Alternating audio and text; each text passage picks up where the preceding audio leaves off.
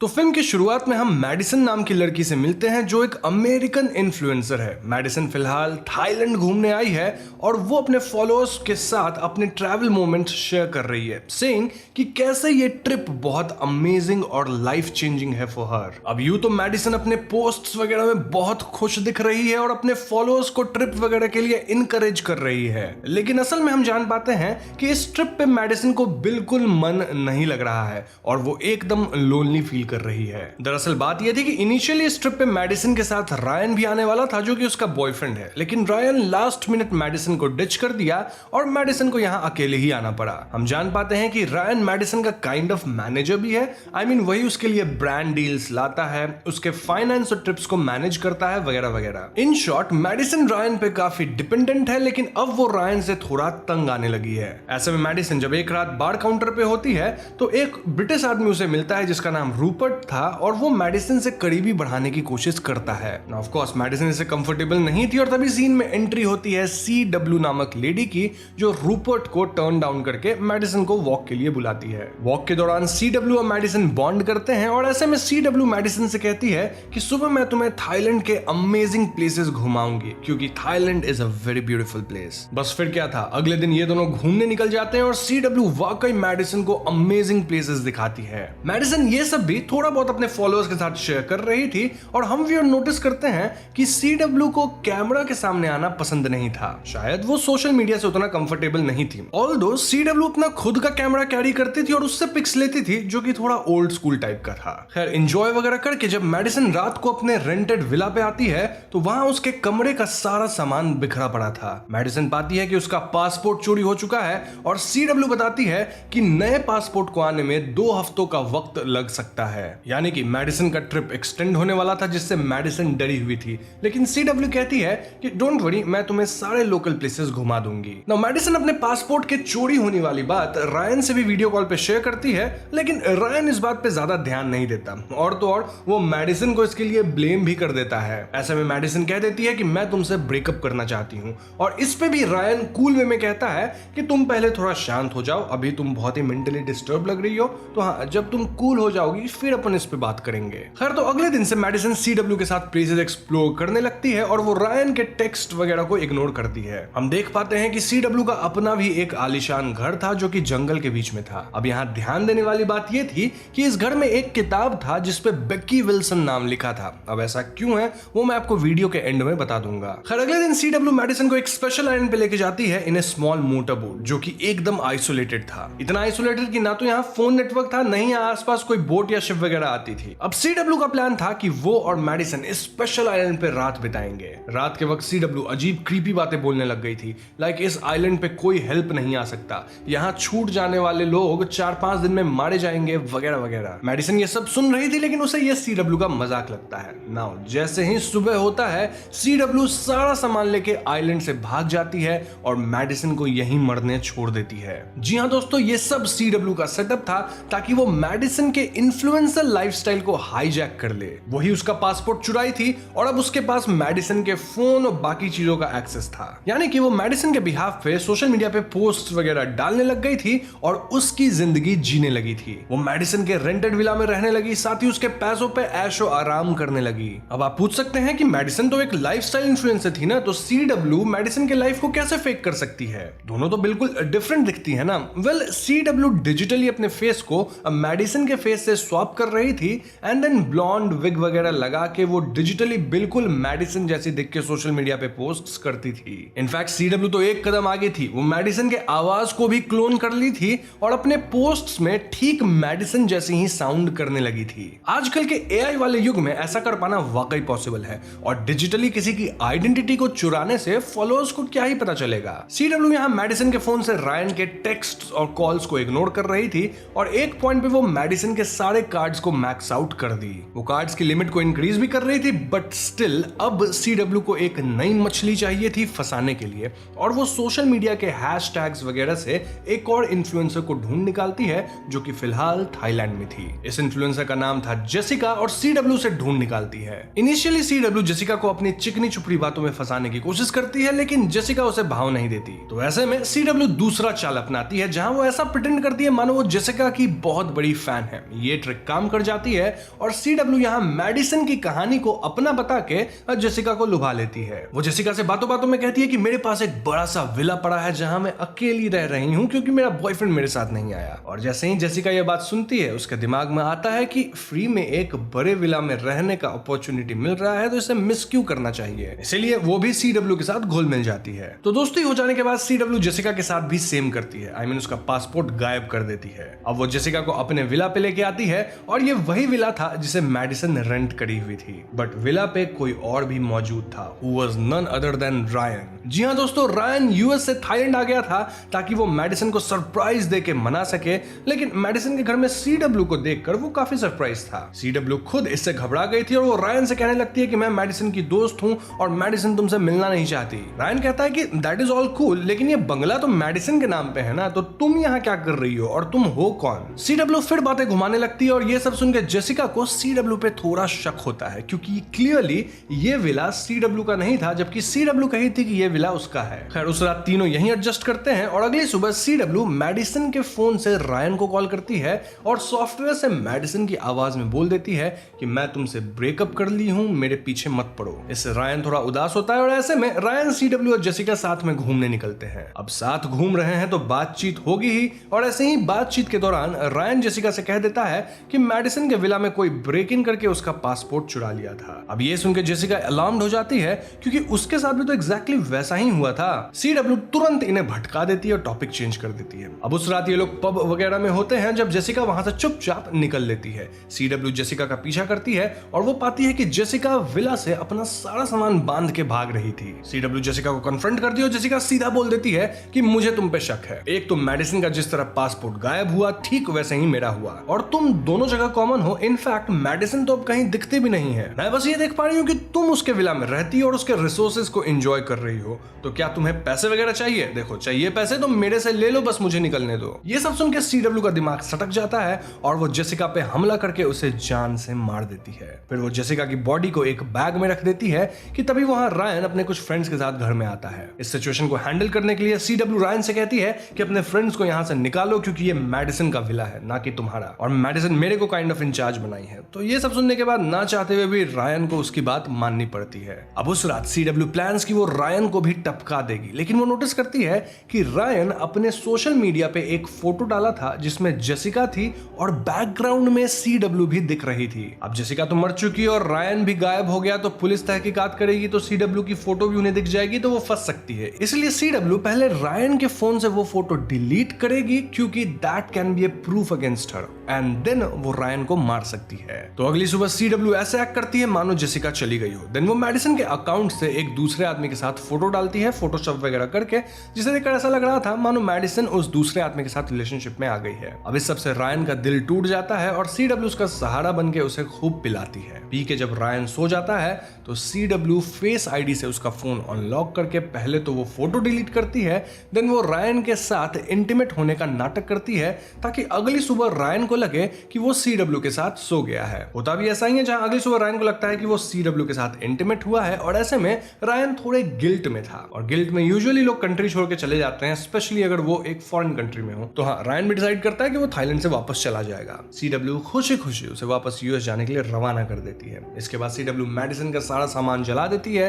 क्योंकि अब उसे मैडिसन के ऊपर लीच करने की जरूरत नहीं थी। इनफैक्ट वो मैडिसन के अकाउंट से घोषित कर देती है कि वो सोशल मीडिया से ब्रेक ले रही है। दूसरी तरफ रायन उतना बेवकूफ था नहीं जितना हम समझ रहे थे। उसे CW पे पूरा शक हो गया था और वापस जाने के बजाय वो मैडिसन को थाईलैंड में ही ढूंढ रहा था। ऐसे में रायन की मुलाकात उस ब्रिटिश गाय रूपर्ट से हो जाती है और रूपर्ट बताता है कि मैडिसन तो CW के साथ ही थी और ये लोग यहाँ कई वीक्स पहले थे, जबकि मैडिसन के सोशल मीडिया पे रीसेंट पिक कल की ही थी। ये सुनकर रायन एकदम चौकन्ना हो जाता है और वो मैडिसन के रीसेंट सोशल मीडिया पोस्ट्स को फ्रेम बाय फ्रेम चेक करता है, मतलब जो वीडियो वाले पोस्ट थे। अब एक फ्रेम में हल्का सा CW का ब्लैक बर्थ मार्क विजिबल हुआ था फॉर माइक्रो सेकंड, और रायन तुरंत समझ जाता है कि CW मैडिसन की ऑनलाइन आइडेंटिटी को चुरा ली है। ऐसे में रायन फौरन विला पे जाता है और CW पे हमला करके उसे बांध देता है। वो CW से सच पूछता है, लेकिन CW रायन से एकदम नहीं डर रही थी। इनफैक्ट वो तो कहती है कि तुम ही एक लड़की को मार के बांध दिए हो और तुम्हारे पास कोई सबूत नहीं है कि मैंने मैडिसन के साथ कुछ किया है, तो पुलिस आई तो तुम्हें ही पकड़ेगी। आगे बातचीत के बाद CW अग्री करती है कि ठीक है, मैं तुम्हें वहां ले जा सकती हूँ जहां फिलहाल मैडिसन है। हैं। ऐसे में रायन सीडब्ल्यू के हाथ बांध के उसे चाकू की नोक पे बोट तक ले जाता है, लेकिन यहाँ सीडब्ल्यू चालाकी से रायन को पानी में गिरा देती है और उसके चाकू से उसे ही मार देती है। इसके बाद वो मैडिसन के अकाउंट से एक झूठी पोस्ट डालती है कि रायन उसे यानी कि मैडिसन को अब्यूज करता आया था। बेसिकली यहाँ सीडब्ल्यू रायन को ऑनलाइन बदनाम कर देती है। अब इससे ऑब्वियसली रायन को ऑनलाइन खूब हेट मिलता है, वहीं मैडिसन को सब सपोर्ट कर रहे थे, जबकि रियल लाइफ में तो रायन मर चुका है और मैडिसन का अकाउंट सीडब्ल्यू चला रही है। खैर, रायन की बॉडी को डंप करने सीडब्ल्यू वापस उसी आइलैंड पे जाती है जहां वो मैडिसन को छोड़ के आ गई थी। अब तक कई हफ्ते निकल गए थे और मैडिसन पक्का मर चुकी होगी, राइट और रॉन्ग, क्योंकि मैडिसन इस जगह पे अब तक सर्वाइव कर रही थी और सीडब्ल्यू को आइलैंड पे आते ही ये पता लग जाता है क्योंकि मैडिसन डेज का काउंट रख रही थी ट्री ट्रंक पे टैली मार्क्स बना के। सीडब्ल्यू यहाँ मैडिसन को ढूंढने लगती है, लेकिन मैडिसन पीछे से सीडब्ल्यू पे हमला कर देती है। फिर वो भाग के सीडब्ल्यू के बोट तक जाती है जहां वो रायन के लाश को देख पाती है। इससे मैडिसन पे ज्यादा फर्क नहीं पड़ता क्योंकि एक तो वो रायन से ब्रेकअप करना चाहती थी और दूसरा कि इतने हफ्तों तक सेक्लूडेड आइलैंड पे किसी तरह सर्वाइव करके रहना,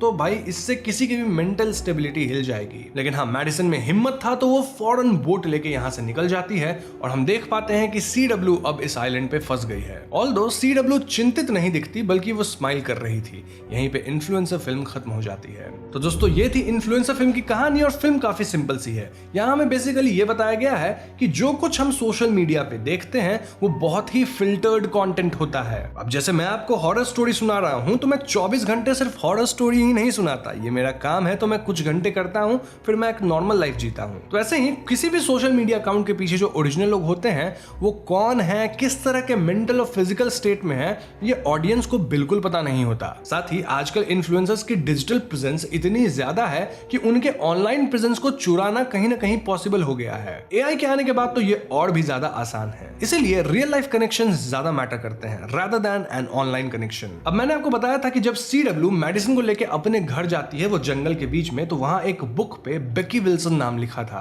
ऐसा इसलिए क्योंकि मेडिसिन से पहले सीडब्ल्यू शायद बेकी नाम की इन्फ्लुएंसर को अपना शिकार बनाई होगी और उसके घर को हड़प ली। अब आखिरी सवाल यह है कि सीडब्ल्यू ऐसा करती क्यों थी? क्लियरली वो पैसों के लिए ऐसा नहीं कर रही थी, लेकिन आई बिलीव कि वो एक तरह की साइकोपैथ थी जिसे इन्फ्लुएंसर जैसा प्रिटेंड करना पसंद था और उसे इन्फ्लुएंसर्स वाली लैविश लाइफस्टाइल भी चाहिए थी। ऑल्दो ध्यान रहे कि वो इन्फ्लुएंसर्स को बहुत ज्यादा हेट करती थी और ये बात वो क्लियर कर दी थी जब वो जेसिका को मार रही थी। और सीडब्ल्यू थोड़ा मेंटली स्टेबल नहीं थी, वो हम इस बात से भी समझ पाते हैं कि जब रायन मर गया था फिर भी उसको ऑनलाइन वो बदनाम कर रही थी। आई मीन एक आदमी ऑलरेडी मर चुका है, अब इससे ज्यादा किसी को क्या चाहिए? लेकिन नहीं, मार भी देंगे और उसके बाद बदनाम भी कर देंगे। तो हाँ, इस तरह के मेंटल स्टेट में ही वो थी जहां वो ऐसे काम करती थी, लेकिन एंड में वो खुद ही इस आइलैंड पे फंस गई। एक पॉइंट पे तो रायन सीडब्ल्यू से कहा भी था कि अगर सीडब्ल्यू चाहे तो वो खुद एक बहुत बड़ी इन्फ्लुएंसर बन सकती है, लेकिन मेरे हिसाब से सीडब्ल्यू को वो चीज चाहिए ही नहीं थी। वो इन्फ्लुएंसर्स को हेट करती थी, बस उनके लैविश लाइफस्टाइल पे जीना चाहती थी। तो भैया उनको मार दो, उनके लाइफस्टाइल को हथिया लो एंड सो ऑन। अब थोड़ा वो मेंटली अनस्टेबल थी, तभी तो आइलैंड पे फंसने के बाद भी वो हंस रही थी इन द एंड, या फिर हो सकता है उसे वहां से निकलने का तरीका पता हो। जो भी हो, फिल्म की कहानी यही है और उम्मीद करता हूं आपको एक्सप्लेनेशन पसंद आई होगी।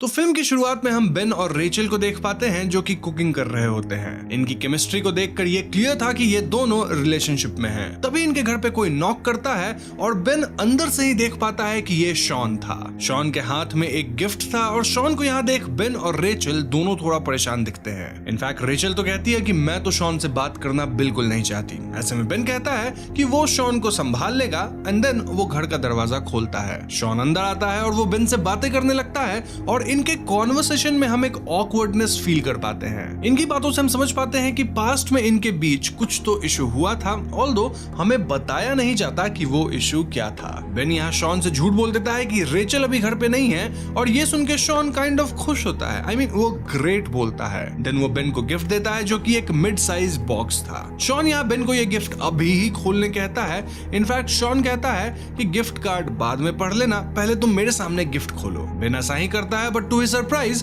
गिफ्ट रैपिंग के अंदर एक सिंपल सा कार्डबोर्ड बॉक्स था जिसके अंदर इतना अंधेरा था कि कुछ दिख ही नहीं रहा था। बेन पूछता है कि क्या तुम किसी तरह का मजाक कर रहे हो, लेकिन तब तक शॉन आई एम सॉरी बोलते हुए यहाँ से हड़बड़ी में निकल लेता है। शॉन के जाने के बाद बेन इस बॉक्स में टॉर्च लाइट मारता है, फिर भी उसे कुछ नहीं दिखता। इस पॉइंट पे रेचल भी बॉक्स में इंटरेस्टेड थी और बेन बॉक्स के अंदर एक पेंसिल फेंकता है जो कि गायब हो जाता है। ऐसे में बेन और रेचल थोड़ा परेशान होने लग गए थे क्योंकि ये बॉक्स बिल्कुल भी नॉर्मल नहीं लग रहा था। तभी बेन को याद आता है कि बॉक्स के साथ शॉन एक कार्ड भी दिया था। रेचल फौरन उस कार्ड को पढ़ती है जिसमें कुछ ऐसा लिखा था, डियर बेन, मैं तुमसे पहले के लिए और अभी के लिए माफी मांगता हूँ, लेकिन मुझे ये बॉक्स किसी को तो देना ही था। मुझे इसके बारे में सब कुछ तो नहीं पता, लेकिन इतना जरूर पता है कि वो तब मूव नहीं कर सकता जब तुम उसे देख रहे हो। इसलिए कुछ भी हो जाए तुम उस पे से अपनी नजर मत हटाना, क्योंकि वो चाहता है कि तुम कहीं और देखो। तभी बेन देखता है कि उसके पैर के पास वही पेंसिल गुरक कर आ गया था जो वो बॉक्स में डाला था। अब जब बेन बॉक्स की तरफ देखता है तो उसके होश उड़ जाते हैं क्योंकि उस बॉक्स में से एक इंसान बाहर निकल रहा था। जी हाँ दोस्तों, फिलहाल तो वो एकदम हल्का सा बाहर आया था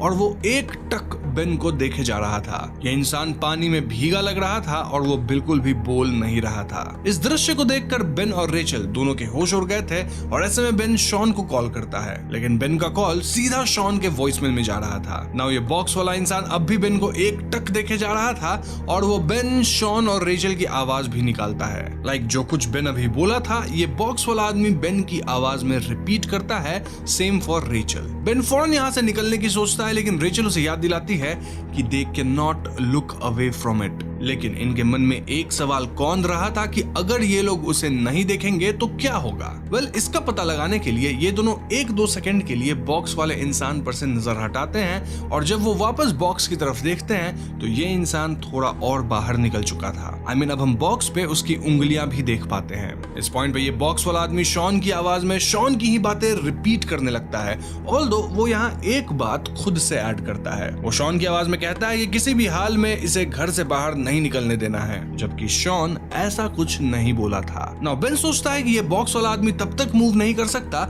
जब तक हम इसकी ओर देखते रहें। तो ऐसे में बेन शॉन को खोजने बाहर जाएगा और रेचल इस पे नजर रखी रहेगी। अब ऑफ कोर्स रेचल अकेले इस पे नजर रखना नहीं चाहती थी, लेकिन बेन उसे कन्विंस करके शॉन को खोजने निकल लेता है। तो बेन बाहर जाता है एंड यहाँ वहाँ वो अपनी कार में घूम रहा था और शॉन को कॉल करने की कोशिश कर रहा था। फाइनली शॉन कॉल उठाता है और यहाँ बेन कहता है कि तुम मुझे क्या दे दिए हो। ये क्रीपी सा इंसान बॉक्स से निकल रहा है, देन ये हमारी आवाजें निकाल के सेम बातें बोलता है जो हम पहले बोले हों। ये सुनते शॉन कहता है कि मुझे तो पता तक नहीं था कि वो बोल भी सकता है और मैंने तो ये कहा ही नहीं था कि उसे घर से मत निकलने देना। इसका मतलब कि वो बॉक्स वाला आदमी शॉन की आवाज में बेन से झूठ बोल रहा था। अब इस पॉइंट पे शॉन को पता लगता है कि रेचल भी घर पे है और वो उस इंसान पे फिलहाल नजर रखी है। ये जानते ही शॉन एकदम फ्रीक आउट करता है और चिल्ला के कहता है कि बेन, तुम्हें नजर रखना था, रेचल को नहीं, गिफ्ट तुम्हें मिला था। ये सुनते बेन के होश उड़ जाते हैं और वो अपने कार को घर की ओर टर्न करता है। फोन पे शॉन चिल्ला रहा था कि डोंट गो बैक, लेकिन बेन फोन कट कर देता है और अपने घर वापस जाता है। अब जब बेन घर पहुंचता है तो वहां लाइट नहीं थी और सब कुछ उथल पुथल था। लाइट स्विचेस को तोड़ दिया गया था और घर में यहाँ वहां पानी था। घर में ना तो रेचल दिख रही थी ना ही वो बॉक्स। इनफैक्ट घर पे कई टैप्स ओपन थे। बेन रेचल को ढूंढने लगता है और उसे बेसमेंट से रेचल की आवाज सुनाई देती है। ऑफ कोर्स अब तक आप समझ गए होंगे कि ये वो एंटिटी ही आवाज निकाला होगा, लेकिन फिर भी बेन बेसमेंट में चेक करने जाता है और वहां उसे वॉशरूम में टैप्स रनिंग दिखते हैं। Now to our shock, bathroom के अंदर शावर में हम उसी बॉक्स वाले इंसान को देखते हैं, लेकिन अब वो पूरी तरह बाहर आ चुका था। बेन फौरन यहाँ से निकल के भागने की कोशिश करता है, लेकिन बेसमेंट के एंट्री पे वो कुछ लोगों को डार्क में देखता है। बेन जब बाथरूम की ओर देखता है तो उसे वो बॉक्स वाला भीगा इंसान दिखता है, लेकिन उतने देर में बेसमेंट डोर वाले लोग नजदीक आते हैं और जब वो बेसमेंट डोर वाले लोगों को देखता है तो वो बॉक्स वाला इंसान नजदीक आता है। अब बेन एक साथ तो दोनों को नहीं देख सकता, यानी कहीं ना कहीं से एंटिटीज उसके नजदीक आ ही जाएंगे। होता भी ऐसा ही है जब एक पॉइंट पे बॉक्स वाला इंसान वहां का लाइट बंद कर देता है और बेन हार मान लेता है, क्योंकि ऑफ कोर्स ये एंटिटी उस तक पहुंच गई होगी। यहीं पे ये शॉर्ट फिल्म खत्म हो जाती है। तो दोस्तों ये थी other side of the box की कहानी और अब हम इस फिल्म के कुछ सटल डिटेल्स को डिस्कस करेंगे। सबसे पहले हम समझते हैं कि बेन, रेचल और शॉन कैसे कनेक्टेड थे। फिल्म में क्लियरली तो कुछ नहीं बताया गया है, लेकिन लोगों के रिएक्शन से हम समझ पाते हैं कि पहले शॉन और रेचल रिलेशनशिप में रहे होंगे, देन बेन आया होगा जिसके प्यार में रेचल शॉन को छोड़ी होगी। अब शॉन को छोड़ने के कई कारण हो सकते हैं। पहला, वो बहुत ही ऑर्गेनाइज्ड नहीं था। दूसरा, वो उतना कमाता भी नहीं था, क्योंकि शॉन क्लियरली कहता है कि मैं अब भी वही ओल्ड जगह पे रह रहा हूँ वहीं अगर बेन को हम देखें तो वो बहुत ही ऑर्गेनाइज था, लविंग था और उसका घर भी काफी बढ़िया सा था, डिपिक्टिंग कि वो अच्छा खासा कमाता है। पास्ट में शॉन कुछ तो तमाशा भी किया होगा, तभी तो वो बेन को सॉरी कह रहा था और रेचल भी उससे मिलना नहीं चाहती थी। Now coming to the box, of course ये बॉक्स सुपरनैचुरल थी। इसके अंदर जो एंटिटी था वो बहुत ही ज्यादा शातिर था। ये एंटिटी किसी की भी आवाज निकाल सकता है और वो लोगों को मैनिपुलेट करता है। फॉर एग्जाम्पल, वो बेन के सामने शॉन को आवाज निकाल के उसे गलत इन्फो दिया कि एंटिटी को घर से बाहर नहीं जाने देना है। इनफैक्ट ये एंटिटी बेन के सामने ऐसे प्रिटेंड किया मानो अगर रेचल भी उसे देखेगी तो वो बाहर नहीं आ सकेगा। लेकिन सच्चाई ये थी कि वो बस बेन के देखने पे ही नहीं हिल सकता था, क्योंकि बॉक्स बेन खोला था। देखा जाए तो इस एंटिटी की यही एक कमजोरी है कि वो तब तक मूव नहीं कर सकता जब तक टारगेटेड इंसान उस पे से नजर न हटाए। शॉन ये बॉक्स बेन को उससे बदला लेने के लिए दिया था। वैसे शॉन को ये नहीं पता था कि घर में उस वक्त रेचल भी थी। इसलिए जब शॉन को पता लगा कि बेन बॉक्स को रेचल के भरोसे छोड़ दिया है तो वो चिल्लाने लगा, क्योंकि अब तक तो वो एंटिटी बाहर निकल के रेचल को कंज्यूम कर चुका होगा। यहाँ एक और सवाल ये है कि आखिर ये एंटिटी करता क्या है। वेल, आई बिलीव कि एंटिटी लोगों को कंज्यूम कर लेता है, जिसके बाद वो भी इस बॉक्स का हिस्सा बन जाते हैं। तभी तो बेसमेंट में हम कई लोगों को देखते हैं डार्क में। इनफैक्ट एक शैडो मुझे रेचल जैसी लग रही थी। एक और अजीब बात आपने नोटिस करा होगा कि बॉक्स वाला इंसान हमेशा भीगा ही रहता है। इनफैक्ट घर में टैप्स और शावर भी ऑन कर दिया गया था और उसे लाइट से हार्म तो नहीं होता, लेकिन दिक्कत जरूर है। तभी तो वो एंटिटी स्विचेस तोड़ दिया और हर जगह लाइट बंद करने की कोशिश में था। मैं एक और चीज बिलीव करता हूँ कि ये एंटिटी बस अपने टारगेट को और टारगेट के रास्ते में आने वाले इंसान को ही कंज्यूम करता है, क्योंकि अगर ऐसा ना हो तो एक बार इस एंटिटी के बाहर आने के बाद ये तो पूरे सिटी को ही अपनी चपेट में ले सकता है, एटलीस्ट नेबरहुड को तो ले ही लेगा। इसलिए आई बिलीव कि बेन के कंज्यूम होते ही एंटिटी वापस बॉक्स में जाएगा और अपने नेक्स्ट टारगेट का इंतजार करेगा, यानी वो इंसान जो कि नेक्स्ट इस बॉक्स को खोलेगा। यहाँ एक चीज जो मैं फिगर आउट नहीं कर पाया वो ये कि शॉन इससे कैसे बचा। आई मीन शॉन के पास ही पहले ये बॉक्स था और उसे इस एंटिटी के बारे में पता भी था, तो आखिर वो बॉक्स को वापस सील करके बेन को कैसे दिया। एक पॉसिबिलिटी ये है कि बॉक्स शॉन के किसी दोस्त के पास होगा, जहां टारगेट शॉन का दोस्त होगा और शॉन नहीं। तो ऐसे में शॉन अलग से सब कुछ देख के समझ लिया होगा। नाउ शॉन का दोस्त जब कंज्यूम कर लिया गया होगा तब शॉन इसे सील करके बेन को दे दिया होगा। ये बस एक थियरी है, श्योर शॉट नहीं है। अगर आपके पास कुछ इससे बेटर थियरी है तो कमेंट्स में जरूर बताइएगा। अब जो भी हो, ये एक छोटी सी हॉरर फिल्म है जो कि बहुत ही तगड़ी है, जिसे देखने में काफी मजा आया। मैं इस फिल्म को हाईली रिकमेंड करता हूँ और आप इसे YouTube पे फ्री में ही देख सकते हैं, जिसका लिंक डिस्क्रिप्शन में है। अब आप यहाँ अपनी थियरीज भी कमेंट में जरूर बताइएगा, लाइक ये एंटिटी क्या है, हमेशा भीगा क्यों रहता है, इसे लाइट क्यों नहीं पसंद, वगैरह वगैरह।